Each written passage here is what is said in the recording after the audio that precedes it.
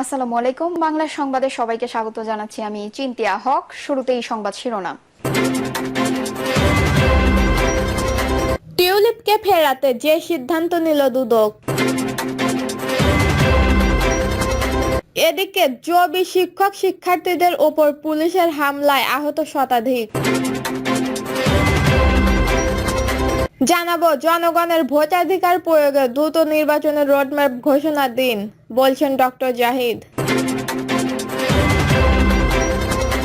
ছাত্রদল নেতা সাম্য হত্যাকাণ্ডে শোক প্রকাশ, দ্রুত বিচারের দাবি শিবিরের। এবং সর্বশেষ জানাবো নিবন্ধন ফিরে পেতে জামায়াতের আপিলের রায় 1 জুন। শুনছিলেন সংবাদ শিরোনাম, এবারে বিস্তারিত। টিউলিপকে ফেরাতে যে সিদ্ধান্ত নিল দুদক। ব্রিটিশ সংসদ সদস্য ও বাংলাদেশের দুর্নীতি মামলার আসামি টিউলিপ সিদ্দিকীকে দেশে ফেরাতে প্রয়োজনে ইন্টারপোলের সহযোগিতা নেওয়া হবে। ক্ষমতার অপব্যবহার ও অবৈধ সুবিধা গ্রহণের অভিযোগে টিউলিপকে এদিন সকাল 10টায় জিজ্ঞাসাবাদের জন্য তলব করেছিল দুদক, তবে তাকে অনুপস্থিত হিসাবে গণ্য করা হয়। দুর্নীতি দমন কমিশনের চেয়ারম্যান বলেন, টিউলিপ সিদ্দিকীকে হাজির না হওয়ায় আত্মপক্ষ সমর্থনের সুযোগ হারিয়েছে। আত্মপক্ষ সমর্থনের সুযোগ নিয়ম অনুযায়ী সবাই পেরিয়ে থাকেন। কেউ উপস্থিত না হলে আন্তর্জাতিকভাবে যেটি প্রযোজ্য সেটি অনুসরণ করা হবে। দেশে ফেরানোর বিষয়ে চেয়ারম্যান বলেন, যে ক্ষেত্রে ইন্টারপোলের মাধ্যমে রেড নোটিশ জারি করে সংশ্লিষ্ট দেশের সরকারকে জানানো হবে, এরপর পদ্ধতিগতভাবে তাকে দেশে ফেরানোর চেষ্টা চালানো হবে। এর আগে টিউলিপের বিরুদ্ধে রাজধানীর পূর্ব অঞ্চলের প্লট পা ও গুলশানের একটি ফ্ল্যাট দখলের অভিযোগে মামলা করে দুদক। মামলার এজাহারে বলা হয়, কোনো টাকা পরিশোধ না করেও টিউলিপ সিদ্দিকী ইনস্টার্ট হাউজিং লিমিটেডের কাছ থেকে অবৈধ পারিতোষিক হিসেবে গুলশান 2-এর একটি ফ্ল্যাট গ্রহণ করেছেন। দুদক চেয়ারম্যান বলেন, শেখ হাসিনা ও টিউলিপ সিদ্দিকী দুইজনকেই দেশে ফেরাতে কমিশন কাজ করছে। শেখ হাসিনাকে ফিরিয়ে আনার বিষয়ে তিনি বলেন, আওয়ামী লীগ সরকার সময়ে ভারতের সঙ্গে বন্দি বিনিময় চুক্তি হয়েছে 2011 সালে। সে চুক্তির আওতায় তাকে দেশে ফেরানো আনা সম্ভব। আমরা আদালতের আদেশ অনুযায়ী কাজ করব। উল্লেখ্য, 2024 সালের 5 আগস্ট ছাত্র জনতার গণ অভ্যুত্থানে ক্ষমতা ছেড়ে ভারতে পালিয়ে যাওয়া তৎকালীন প্রধানমন্ত্রী শেখ হাসিনা। জবি শিক্ষক শিক্ষার্থীদের ওপর পুলিশের হামলা, আহত শতাধিক।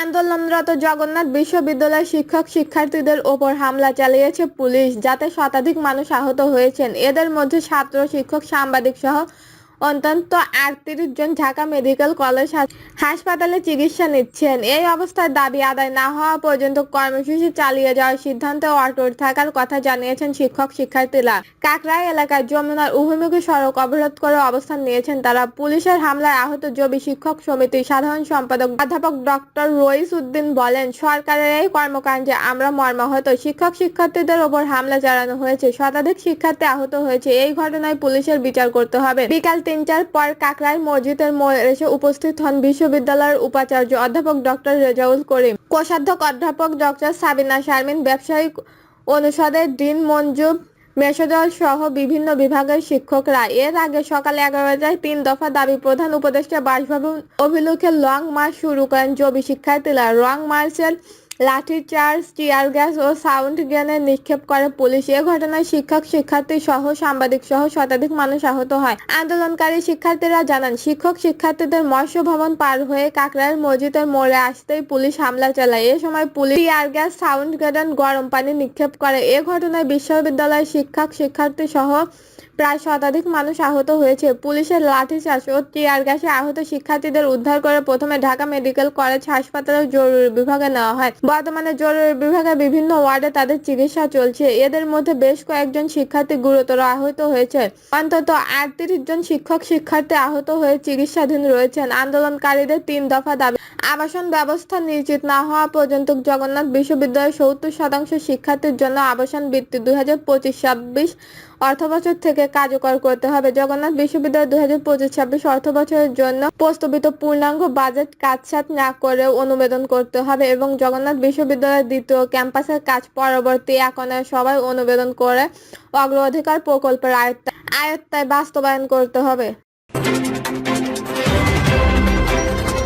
জনগণের ভোটাধিকার প্রয়োগে দ্রুত নির্বাচনের রোডম্যাপ ঘোষণা দিন, বলছে ডক্টর জাহিদ। বিএনপির জাতীয় স্থায়ী কমিটির সদস্য অধ্যাপক ডক্টর এ.জে.এম জাহিদ হোসেন বলেন, অন্তর্বর্তী সরকারের দায়িত্ব হচ্ছে দ্রুত সময়ের মধ্যে নির্বাচন দিয়ে জনগণের অধিকার ফেরত দেওয়া। এর জন্য অতি দ্রুত নির্বাচনের রোডম্যাপ ঘোষণা করে জনগণকে তাদের ভোটাধিকার প্রয়োগের সুযোগ করে দেওয়া। জনগণ যাকে খুশি তাকে ইচ্ছামতো ভোটাধিকার প্রয়োগ করবে। জনগণের নির্বাচন প্রতিনিধিত্ব সিদ্ধান্ত নেবে জনগণ ও দেশ কোন দিকে এগোবে। তিনি বলেন, বিএনপির ৩১ দফা যেটি একটিও বিএনপি সংস্কারের ধারাবাহিকতা কর্মসূচির একটি অংশ। আগামী দিনে দেশ পরিচালনার দায়িত্ব জনগণ দ্রুত সময়ের মধ্যে পেতে চায়। সেই জন্যই দ্রুত সময়ের মধ্যে নির্বাচন দিয়ে জনগণের অধিকার ফেরত দেওয়ার দায়িত্ব অন্তর্বর্তী সরকারের। তিনি আরো বলেন, বিএনপির কোনো অবস্থায় নিজেদের দলের কথা, স্বার্থের কথা চিন্তা করেনি। বিএনপি সব সময় চিন্তা করেছেন দেশের কথা, দেশের মানুষের কথা, জনগণ ও সংস্কারের কথা। বিএনপি মানুষের পাশে থাকেন। এই দল মানুষকে ফেলে পালিয়ে যায় না। বিএনপি নেত্রী প্রলোভন, অনেক সুবিধা সুযোগ ও প্রস্তাবে আসার পরেও শত বাধা বিপত্তির মুখেও বাংলাদেশে থেকেছেন। নিজের অসুস্থতাকে গ্রহণ করেছেন, কিন্তু কোনো ধরনের নতি স্বীকার করেননি, আপোষ করেননি। কাজেই সেই দল হচ্ছে বাংলাদেশের জাতীয়বাদী দল বিএনপি। ডাক্তার জাহিদ বলেন, আজকে নারী শিক্ষার অগ্রগতি বলতে নারীদের ক্ষমতায়ন বলে প্রতিটি ক্ষেত্রে অবদান হচ্ছে বিএনপি। জনগণের ভোটাধিকার বিশ্বাস করে দেখে সংসদ প্রস্তাব পাশ করে সংবিধান কর্পোরেটর করা হয়েছিল, যার কারণে 1996 সালের 15 ফেব্রুয়ারি পরবর্তী 96 এর আরেকটি নির্বাচন হয়েছিল তত্ত্বাবধায়ক সরকার প্রথা সংবিধানে সন্নিবেশিত করে।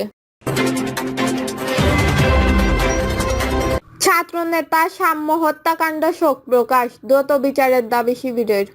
ঢাকা বিশ্ববিদ্যালয় শিক্ষা ও গবেষণা ইনস্টিটিউটের শিক্ষার্থী এবং ছাড় এ.এফ রহমান হল ছাত্রদলের সাহিত্য ও প্রকাশনা সম্পাদক শাহরিয়া আলম সাম্যের নির্মম হত্যাকাণ্ড গভীর শোক প্রকাশ এবং অবিলম্বে দোষীদের গ্রেপ্তার করে দৃষ্টান্তমূলক শাস্তি নিশ্চিত করার আহ্বান জানিয়েছে বাংলাদেশের ইসলামী ছাত্র শিবির। বিশেষ করে ঢাকা বিশ্ববিদ্যালয় ক্যাম্পাস ও পার্শ্ববর্তী এলাকা বহিরাগত অপরাধীদের অবাধ বিচরণস্থল হিসেবে গড়ে উঠেছে। সোহরাওয়ার্দী উদ্যান, ছিনতাই, মাদক সেবন ও শিক্ষার্থীদের হেনস্থার মতো অপরাধ প্রায় সংঘটিত হচ্ছে। নেতৃবৃন্দ বলেন, বিশ্ববিদ্যালয় প্রশাসনের একক প্রচেষ্টা পরিণতি নিয়ন্ত্রণে রাখা কষ্টসাধ্য। এর জন্য প্রয়োজনে আইন শৃঙ্খলা রক্ষা বাহিনী, বিশ্ববিদ্যালয় প্রশাসন এবং জনসাধারণের সম্মতির উদ্যোগ। আমরা দেখেছি ঢাকা বিশ্ববিদ্যালয় কর্তৃপক্ষ একাধিক ক্যাম্পাসের নিরাপত্তা বিধান, ক্যাম্পাসে বহিরাগতদের চলাচল নিয়ন্ত্রণ সহ নানা উদ্যোগ নিলেও একটি গোষ্ঠী বরাবরই সে প্রচেষ্টার বিরোধিতা করে এসেছে। এমন দৃষ্টিভঙ্গি শুধু অপরাধীদের উৎসাহী করে না, বরং শিক্ষার্থীদের জীবন ও ভবিষ্যৎকেও হুমকির মুখে ঠেলে দেয়।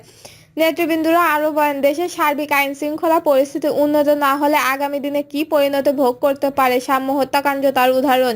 এই হত্যাকাণ্ড ক্যাম্পাস সংলগ্ন এলাকায় অপরাধের অভয়ারণ্য গড়ে ওঠার দায় সরকার ও প্রশাসন এড়াতে পারে না। আমরা দ্রুত সময়ের মধ্যে দোষীদের চিহ্নিত করে বিচারের আওতায় আনতে ও বিশ্ববিদ্যালয় এলাকায় নিরাপত্তা জোরদার করতে কর্তৃপক্ষের নিকট দাবি জানাচ্ছি। সেই সঙ্গে দেশের সব শিক্ষা প্রতিষ্ঠান শিক্ষার্থীদের জন্য নিরাপদ ক্যাম্পাস নিশ্চিত করতে, অপরাধ প্রবণ ক্যাম্পাসগুলোকে সর্বত্র সিসি ক্যামেরার ব্যবস্থা করা, মাদক সেবী ও সন্ত্রাসীদের দৌরাত্ম্য দূরীকরণ এবং ঝুঁকিপূর্ণ স্থানে আইন শৃঙ্খলা বাহিনীর উপস্থিতি নিশ্চিত করা সহ প্রয়োজনীয় কার্যকর পদক্ষেপ নেওয়ার আহ্বান জানাচ্ছি।